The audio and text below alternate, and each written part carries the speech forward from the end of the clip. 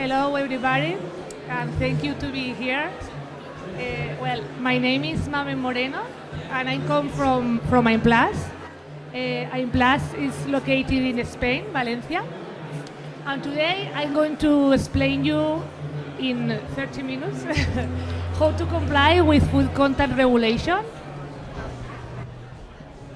How to comply in food content regulation in plastic packaging for reuse, okay? First of all, I would like to introduce AIMPLAS in 5 slides. It's a short time. And well, if you know what is AIMPLAS, we are a technology center with more than 30 years in experience in the plastic sector. As I told you, we are located in Spain, Valencia. And our purpose is to add value to companies to generate wealth and create employment. And also we are aligned with the sustainability that we are aligned with reusability, okay? We have, more than 12,000 square meters, and we are divided in pilot plants. That's an example for extrusion, and also laboratories, okay? For migration tests, characterization, permeability, different biodegradability, we have a lot of laboratories.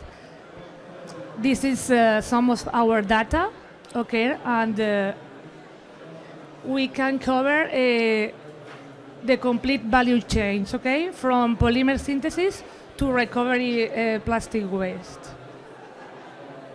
okay, the different parts.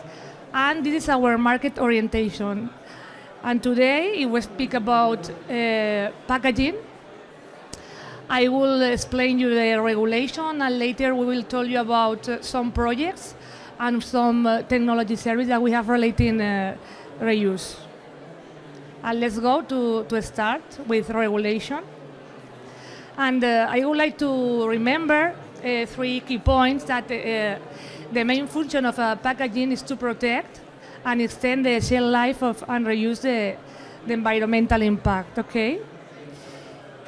If there is not food safety, we have not sustainability, and it is very important, okay? And if we have sustainability, we have to reduce, reuse, and recycle. And here we are to speak about food content regulation for reuse. If we think about the 4 reuse models, okay, that we can find in the market, from the point of view of European plastic regulation, we are speaking about the repeated use article. This is very important, okay? Repeated use article in contact with foods. The definition in the regulation of this kind of articles is an article intended to be used several times and which come in contact with different portions of food during its shelf life, okay? And we have also kitchen utensils, reusable packaging, tableware, and also machinery components. All of these products are under the umbrella of repeated use plastic articles.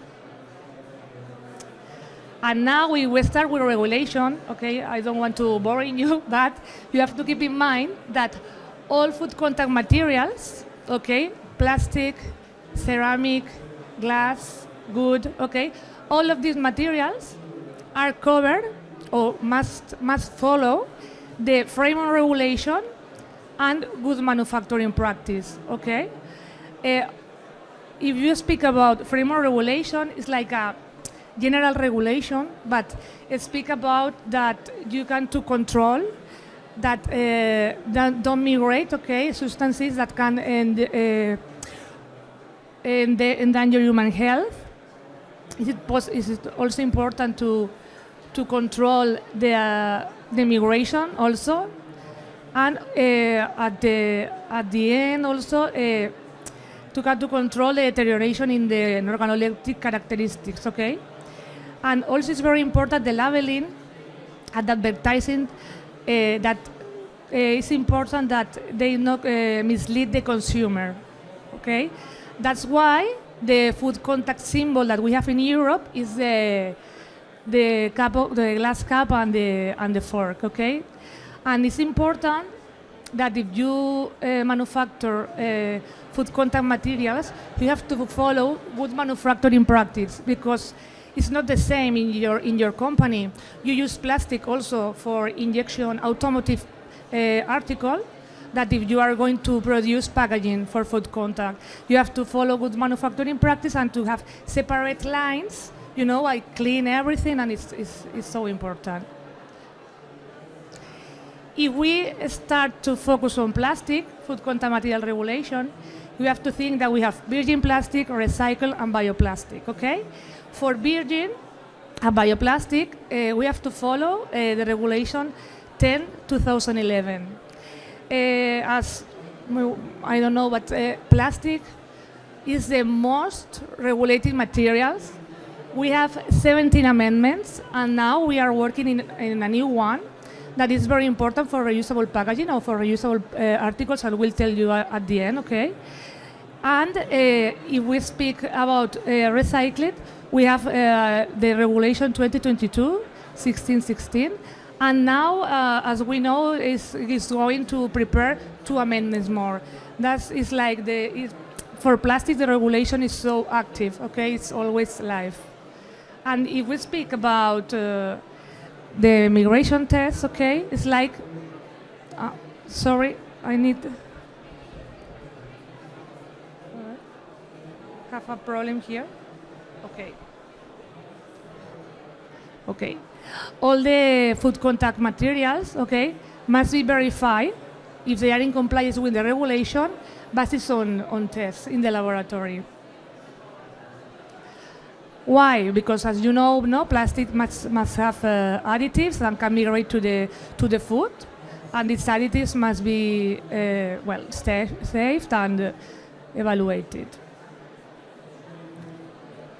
And now, I'm going to follow my presentation from the point of view of a packaging manufacturer. Okay, we are in this point, and imagine this.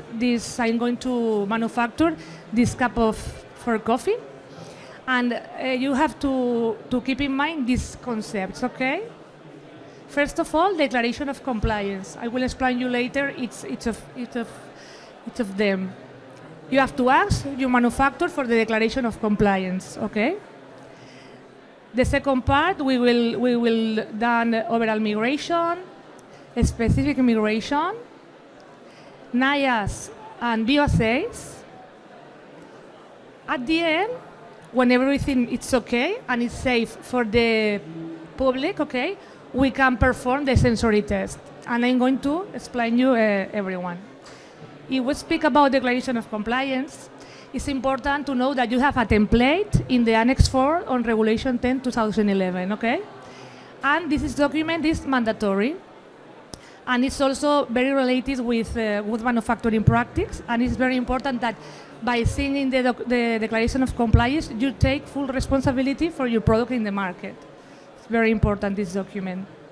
And you can perform this declaration of compliance according to supporting documentation, information of the raw materials, test reports, and risk assessment, etc.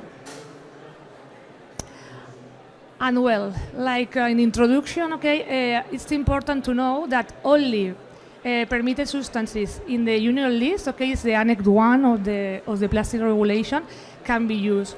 And these substances are evaluated by EFSA, and later are adopted by the European Commission. And you have to know that the declaration of compliance is important in all the steps, all the supply chains, okay? In raw materials, intermediate articles, and also in final articles, okay? And if we speak about overall migration and specific migration, the first step is the same, the exposure, okay? The exposure to the article, to the simulant, okay? And we have to take care of the temperature, of the real use, and you will use standardized conditions, also the time for the exposure. The food contact surface is not the same if you test a film or a bottle or a packaging, okay? And also the food type. The migration tests at the beginning are done by, with simulants, and you have different simulants according the the nature of the food. Okay, you have maybe a simulant B for acetic food, or for fatty food you have the olive oil or vegetable oil. Okay, and the process is like you put the contact, the sample with the simulant, you put in the oven. Okay, the standardized time that is in the regulation, and later you have to take the results.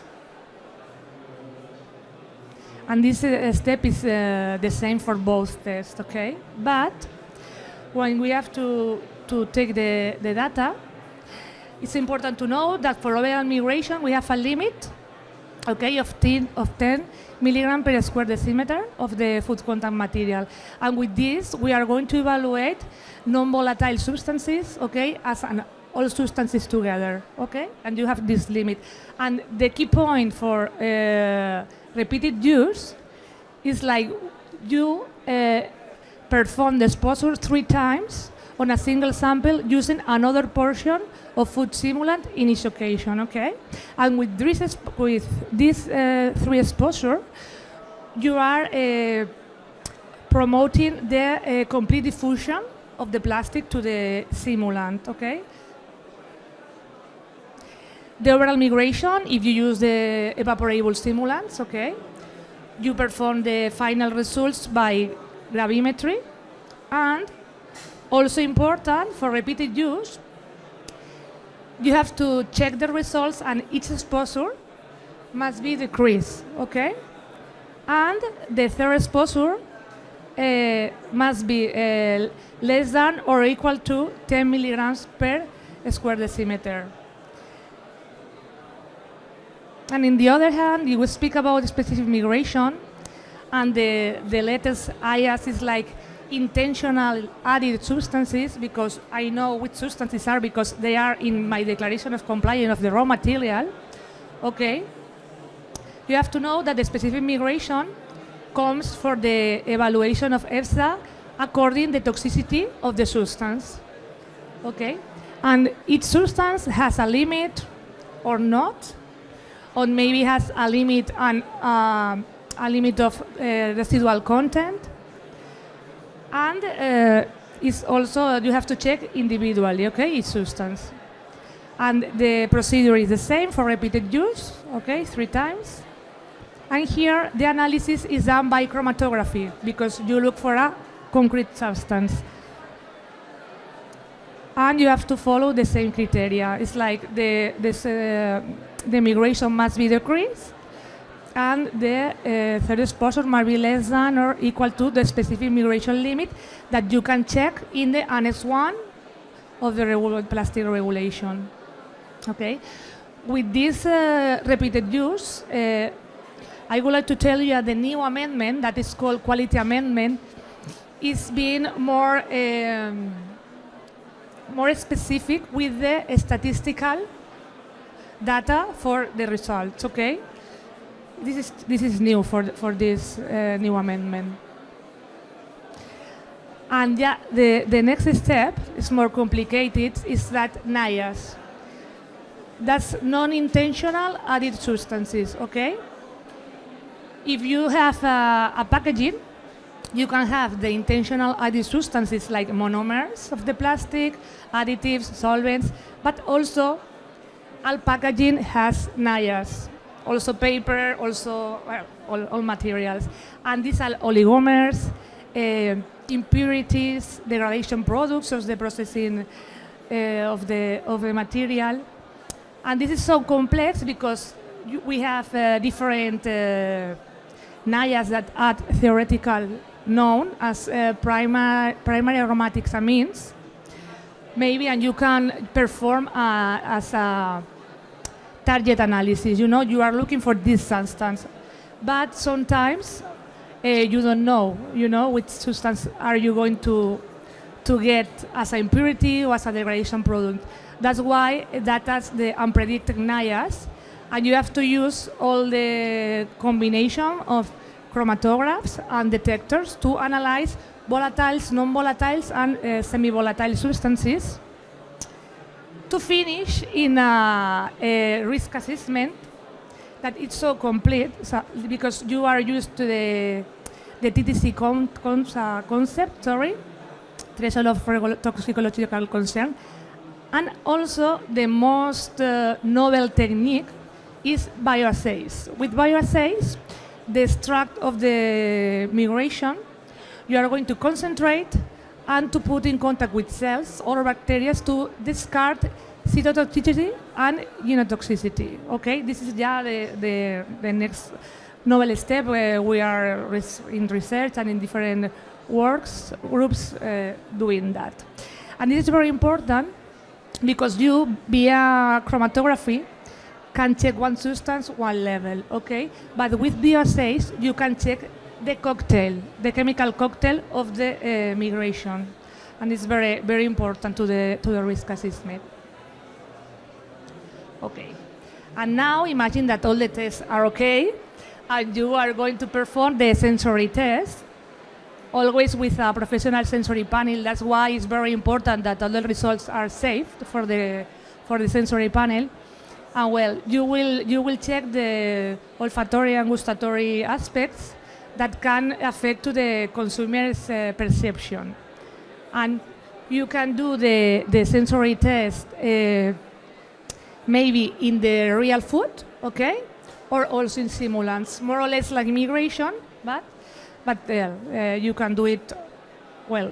Always following the standards that we have in Europe for migration tests and for sensory tests.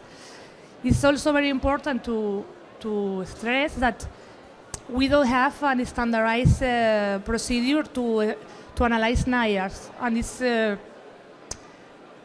it's important to have it because the results are so different. It depends on each laboratory that you perform.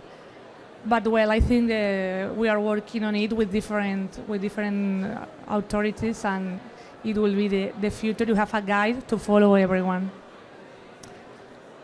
And well, if everything is okay, the manufacturer of the cup of coffee can perform the declaration of compliance, okay, following the template of Annex 4 of the plastic regulation.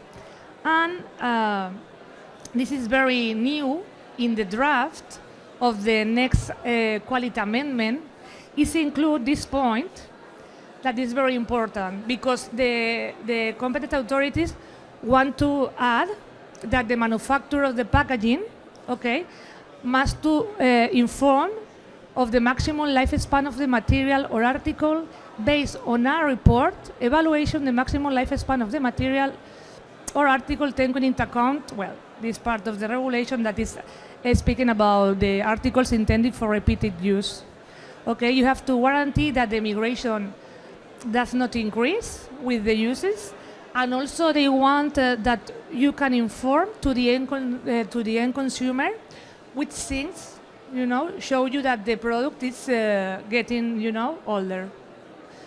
This is very new and it's not published, but it's the text, the draft text that it will be in the future.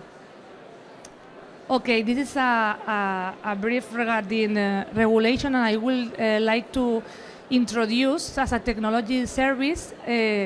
We have a trademark.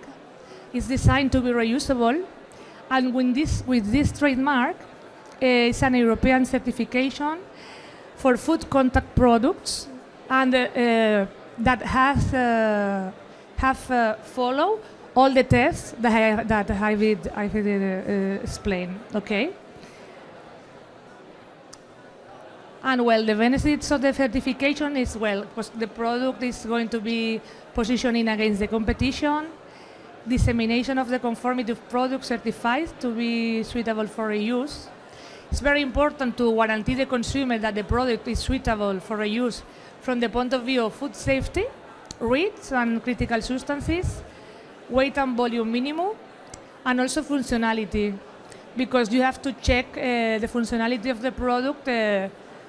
If you clean it in the home dishwasher or industrial dishwasher, you have to check different things, and also the end of life, if it's recycled or not. And well, for the society, we help with reducing the waste generation and the impact on the environment, And also, well, we are increasing the recovery and recycling products because are more clean, no? The recycling products. And from the point of view of research and development projects, well, we have been working in reuse PHB. We develop 2 types of reusable and food state packaging based on polypropylene and PHB. Okay, that at the end of this life was compostable. Also, we are working in safe reuse. We are going to measure NIAS and microplastics after dishwashing and after microwave because, well, we want to show if the publication that we are, we are founding today are real because it's so difficult to compare results if we don't have the standard methods. We also work in EcoSmart Pack 4.0 regarding cosmetic supply chain, reusable circular packaging, tracing and connecting factory for cosmetic, personal care, hygiene or pharmaceutical products. And also in Body Pack that yesterday Maria Lee was explaining all about this project, very interesting project. And I would like to conclude by saying that we are members also of New Era. And thank you for your attention.